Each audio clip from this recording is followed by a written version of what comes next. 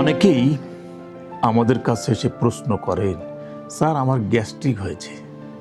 কথাটা আমাদের কাছে শুনতে বিরক্তিকর লাগে। গ্যাস্ট্রিকের ইংরেজিতে বলা হয় স্টমাক, বাংলায় বলা হয় পাকস্থলী। এর কোনো অসুখ না, এটা অঙ্গের নাম। পরিপ্রতনের একটি গুরুত্বপূর্ণ অঙ্গ হচ্ছে পাকস্থলী বা স্টমাক বা গ্যাস্ট্রিক অর্গানের নাম। সুতরাং বিভ্রান্তি ছড়ালে হবে না। আপনার গ্যাস্ট্রিক হয়েছে কাউকে বলবেন না, সুনির্দিষ্ট কথা বলতে হবে। ওই লক্ষণ বলবেন, বাংলায় লক্ষণগুলো বলেন, সেটাও ভালো। কিন্তু গ্যাস্ট্রিক হয়েছে, আমার গ্যাস্ট্রিকের সমস্যা যেটা বলতে পারেন, গ্যাস্ট্রিকের সমস্যা আছে এটা বলতে পারেন। কিন্তু গ্যাস্ট্রিকের সমস্যা বললে কিন্তু আপনার চিকিৎসক আপনার কোনো রোগ ধরতে পারবে না, বুঝতে পারবে না। গ্যাস্ট্রিকের সমস্যা অনেকগুলো, যেমন খাওয়ায় অরুচি, পেট দম দেয়, বুক জ্বালা করে, বুকের মধ্যে খাবার বসে থাকে, মুখ তিতো হয়, ডায়রিয়া হয়, কষা পায়খানা হয়, অল্প খেলেই পেট ভরে আসে। এতগুলো মিলে হচ্ছে আপনার গ্যাস্ট্রিকের সমস্যা। এই গ্যাস্ট্রিকের সমস্যা বা পাকস্থলীর সমস্যা বা স্টমাকের সমস্যা, প্রবলেমগুলো নিয়ে আপনাকে ভাবতে হবে। এই কারণে কোন সমস্যাটা আপনার বেশি আক্রান্ত সেটাই ডাক্তারকে বলতে হবে। আপনি যদি বলেন আমার গ্যাস্ট্রিকের সমস্যা, ইনকমপ্লিট প্রশ্ন, ইনকমপ্লিট টক, ইনকমপ্লিট ভাষ্য। ডাক্তার কিছুই বুঝতে পারবে না, আবার ফিজিশিয়ান কিছু অনুমানও করতে পারবে না।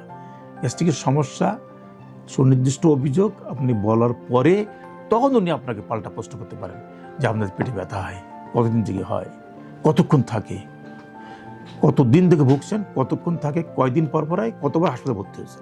এর সঙ্গে সঙ্গে আপনার বমি হয়েছে কিনা, এর সঙ্গে বলবে যে আপনার বুক জলে কিনা, মুক্তিত হয় কিনা, বুক জলে কিনা, মুক্তিত হয় কিনা, বুকের মধ্যে মনে হয় খাবারটা পোটলা বেঁধে বসে আছে। এগুলো তখন আপনাকে পর্যায়ক্রমে ডাক্তার জিজ্ঞেস করবে, অথবা আপনি বলবেন। সেগুলোই হচ্ছে গ্যাস্ট্রিকের সমস্যা। আর এই গ্যাস্ট্রিকের সমস্যা নিয়েই মানুষ কিন্তু অহরহ খুবই যন্ত্রণার মধ্যে আছে। না পাচ্ছে কইতে, না পাচ্ছে সইতে, কি করবে, কোথায় যাবে, কার কাছে যাবে, খাইতেও মন চায় না। পাকস্থলীর সমস্যা হলে খাওয়ার কিছু থাকে না, খাবেন না কিছু, মন মরা হয়ে পড়ে থাকবেন।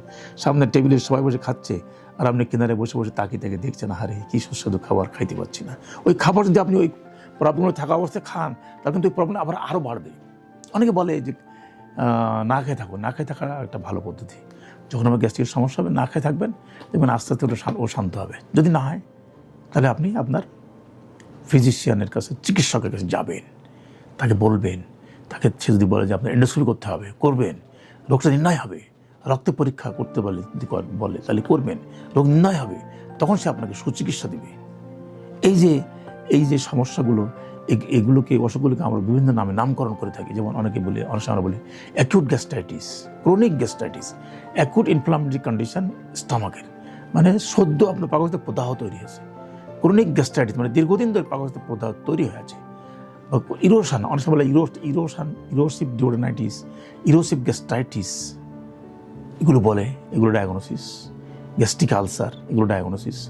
এই ডায়াগনোসিস হচ্ছে, এই ডায়াগনোসিস ডাক্তারের diagnosis. Gastritis, gastric erosion, gastric ulcer, gastric cancer, এগুলো চিকিৎসকের ডায়াগনোসিস, এটা আপনার ডায়াগনোসিস না। আপনাকে বলতে হবে যে আমার এই প্রবলেমগুলো আছে। চিকিৎসক আপনাকে অ্যাডভাইস করবে এই ইনভেস্টিগেশন করেন, তখন উনি রোগ নির্ণয় করবে। রোগ নির্ণয় হলে আপনাকে তখন চিকিৎসা দেবে। তাহলে gastritis, gastric erosion, gastric ulcer, gastric cancer, চারটা হচ্ছে অসুখ। এবং অসুখের লক্ষণগুলো যেগুলো বললাম তখন, এগুলো সবগুলো কিন্তু এই অসুখের লক্ষণ। এই চারটা অসুখের কারণেই কিন্তু ওই লক্ষণগুলো দেখা দেয়। সুতরাং আপনার এই লক্ষণগুলো শোনার পরে চিকিৎসক আপনার রোগ নির্ণয় করবেন এবং পরীক্ষা পদ্ধতির দ্বারা কনফার্ম করবেন, তারপর আপনাকে চিকিৎসা দিলে আপনি সুস্থ হয়ে যাবেন।